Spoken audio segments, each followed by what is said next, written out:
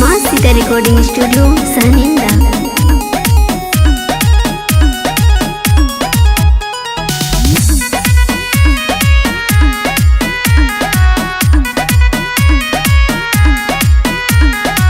मेरे जवानी की है कीमत हाई फाई, अभी तो कोई ना मिठाई मेरी खाए।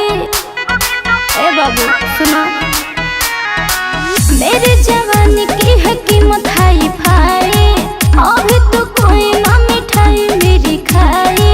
तू कौन है नाम तो बता, ओ मेरे दिलवार जाने। कट्टो गिलहरी चमक छल्लो रानी, कट्टो गिलहरी चमक छल्लो रानी।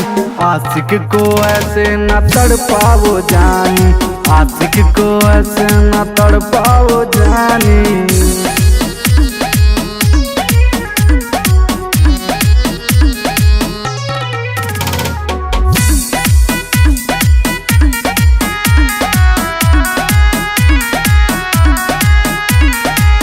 अभी तो कोई मुझे किया नहीं टच रे, आया जवानी बड़ा करना तू कैच रे।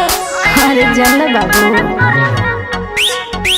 एक बेरी बात ले तू मेरी मान रे, काहे? दिल पे चलाऊं जादू नैनों से बान रे। सुन ले तेरे मीठी बातों में मुझको नहीं अब आने। कट्टो गिलहरी चमक छल्लो रानी, कट्टो गिलहरी चमक छल्लो रानी। आशिक को ऐसे न तड़पाओ जानी, अच्छा। आशिक को ऐसे न तड़पाओ जानी। हाँ